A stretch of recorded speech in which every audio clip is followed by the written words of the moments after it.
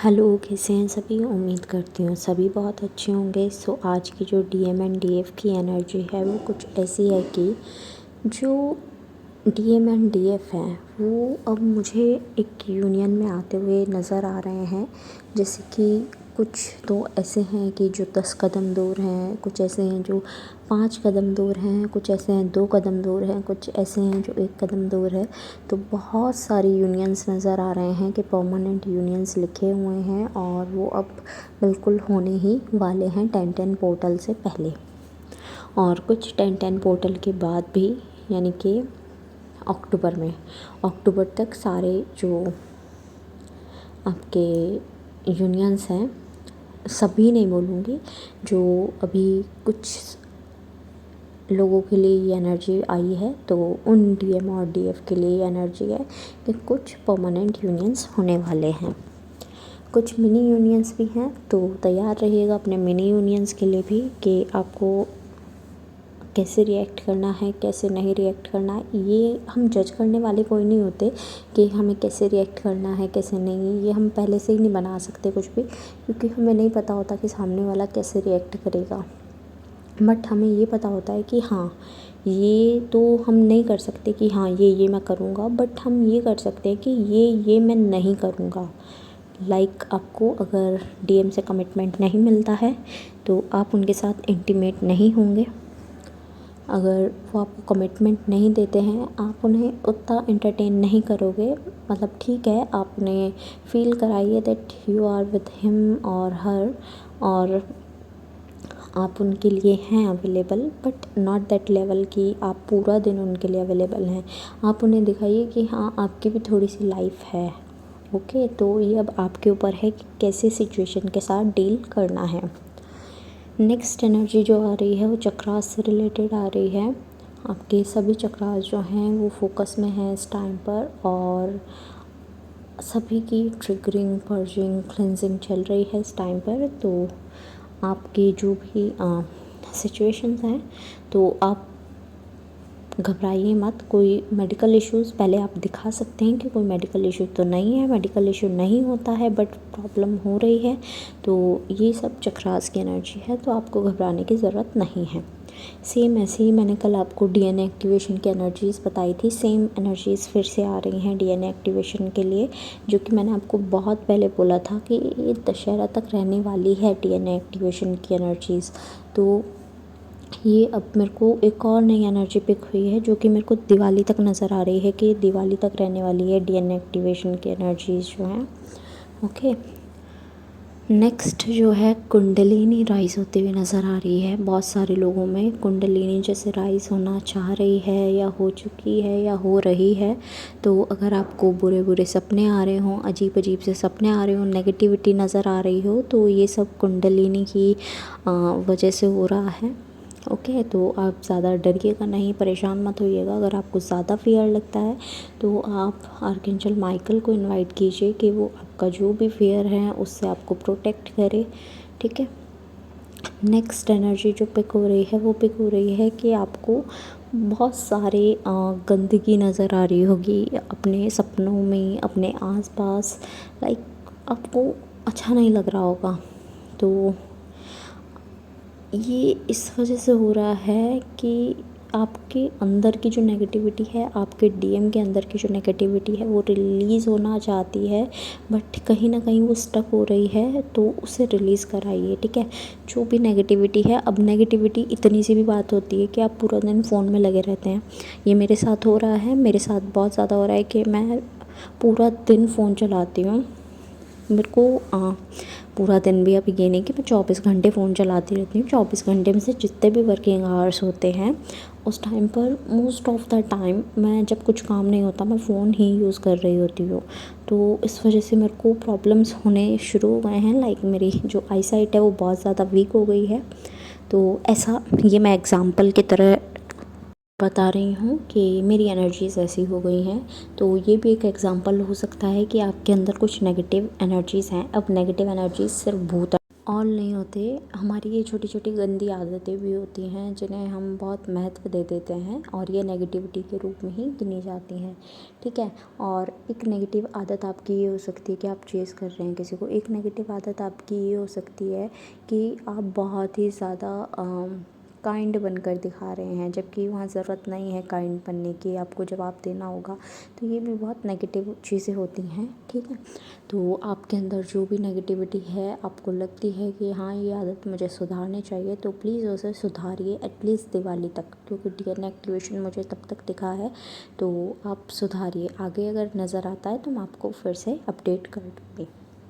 Next energy जो मुझे नज़र आ रही है वो डिस्ट्रक्शन की एनर्जी नज़र आ रही है, रीबर्थ की एनर्जी नज़र आ रही है। जैसे कि आपकी लाइफ में रीबर्थ चल रहा हो, रीबर्थ आने वाला हो, अभी डिस्ट्रक्शन का टाइम पीरियड हो, तो ऐसा कुछ नज़र आ रहा है। तो अगर ऐसा है तो आप घबराइए मत, एक छोटा सा बदलाव होगा या फिर आपका नया वर्ज़न, आपका अपग्रेड वर्ज़न आपके सामने आएगा, तो इसमें कुछ बुरी बात नहीं है, ओके। नेक्स्ट एनर्जी इसी से रिलेटेड है, जो कि ट्रांसफॉर्मेशन की एनर्जी है। कुछ लोगों के लिए टावर मोमेंट की एनर्जी है। तो टावर मोमेंट भी एक गलत सेंस नहीं होता, वही बात होती है कि ट्रांसफॉर्मेशन आ रहा है हमारी लाइफ में, हमारे लिए बहुत अच्छा है। और हर एक ट्रांसफॉर्मेशन बहुत अच्छी चीज़ें लेकर आता है, सब बुरी ही चीज़ें नहीं होती, क्योंकि हमारा ध्यान उस दुख पर होता है, इसलिए हमें लगता है कि सब बुरी चीज़ें हमारे साथ हो रही हैं। नहीं, अगर हम उसके अच्छे एस्पेक्ट्स को देखेंगे हमें तब पता चलेगा अच्छा ये बुरा जो छोटा सा हुआ है ना, ये कुछ अच्छी वजह से हुआ है। तो आप जो पॉजिटिव है, यानी कि मैंने एक दिन पहले भी एग्जांपल दिया था कि आप लोग ना खाली गिलास देखते हो, आधा खाली गिलास है, लेकिन आप ये नहीं देखते वो आधा भरा हुआ भी है। तो वो जो आधा भरा हुआ गिलास है उसे देखो, खाली गिलास मत देखो कि दुख दुख मिल रहा है, आपको भरा हुआ गिलास देखना है कि हाँ खुशियाँ भी है साथ में, हमको चीज़ें सीखने को मिली हैं, तो उसे अप्रिशिएट करा करो, ना कि खाली गिलास को, ओके। जैसे कि इस पिक्चर में आप देख रहे होंगे, राइट आई पे जो है वो एक सन बना हुआ है, और यहाँ पर मुझे ये सन जो है वो अच्छे वे में भी नज़र आ रहा है, बट आइज़ के, जैसे अगर मैं आइज़ के लिए कहूँ तो मेरे को ये थोड़ा सा नेगेटिव नज़र आ रहा है। जैसे कि आपका या तो ब्लर विज़न हो जाना, या फिर आपको बहुत ज़्यादा चमक लगना, और चमक इन द सेंस कि लालच आ जाना, तो ये कुछ इस सेंस में मुझे लग रहा है। और एक नेक्स्ट एनर्जी जो इसी से रिलेटेड मुझे पिक हुई है इस पिक्चर को देखकर, कि आपकी जो थर्ड आई है वो ओपन होने वाली है, और आपको बहुत सारे विजन्स जो हैं वो शो होने वाले हैं, तो आप उससे किसी की हेल्प भी कर सकते हैं। मे बी पॉसिबल आपको डर लगने लगे उन सब चीज़ों से देखने के बाद, तो अगेन वही, आप आर्कएंजल माइकल को बुलाइए प्रोटेक्शन के लिए, या अपने एंजल्स, गॉड, एंसेस्टर जिसे आप चाहते हैं उन्हें बुला सकते हैं, ओके। नेक्स्ट एनर्जी जो पिक हो रही है वो पिक हो रही है कि डीएम बहुत मिसिंग एनर्जी में है, और ये मिसिंग एनर्जी जो है वो डीएफ में भी पिक हो रही है। डीएफ को पिक हो रही है कि डीएम मिस कर रहे हैं, और डीएफ भी थोड़ा थोड़ा मिस कर रही है, और वो इसीलिए कर रही है क्योंकि ये एनर्जी डीएम की है, ओके। नेक्स्ट एनर्जी जो है वो इंटीमेसी के रिलेटेड पिक हो रही है कि डीएम अभी भी स्टक हैं इंटीमेसी के लिए, कि कमिटमेंट नहीं देना चाहते बट इंटीमेसी उन्हें चाहिए। तो कुछ डीएफ्स ने तो मना कर दिया, बट कुछ डीएफ्स जो हैं वो उनका ये सब पूरा कर रही हैं, उन्हें कोई इशू नहीं है।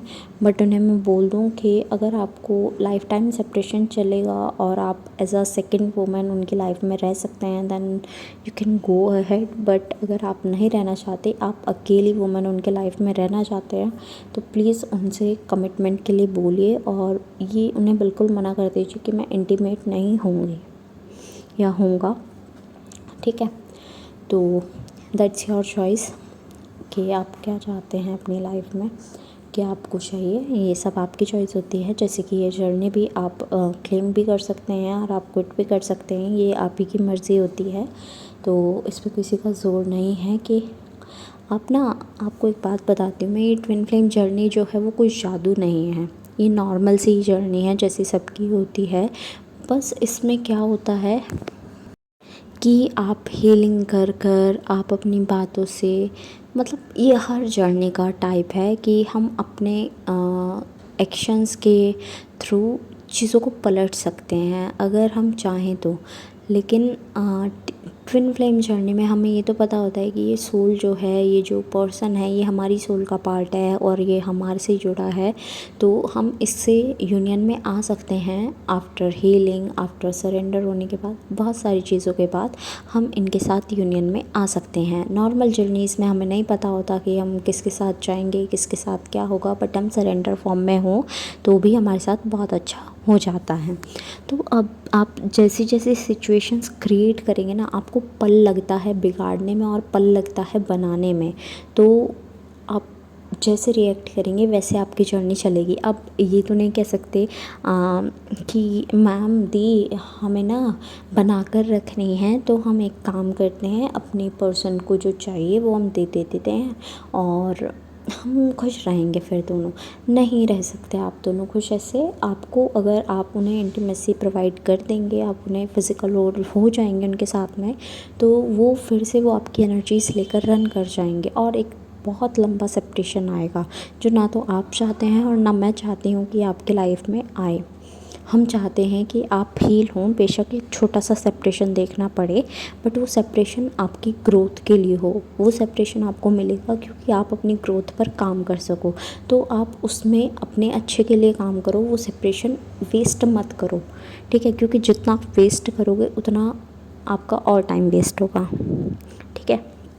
तो आप उस टाइम को अपनी ग्रोथ के लिए लगाओ, लाइफ पर्पस के लिए लगाओ।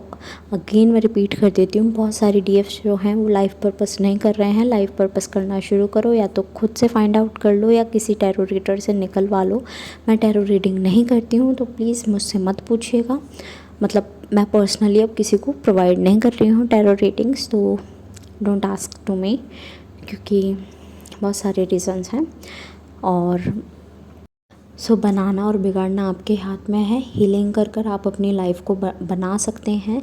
और आप जैसा आपके डीएम चाहते हैं, अगर आपको उन्हें मतलब बुरी हालत में एक्सेप्ट करना है और आपको वो ऐसे ही अच्छे लगते हैं तो आप उन्हें ऐसे ही एक्सेप्ट कर सकते हैं।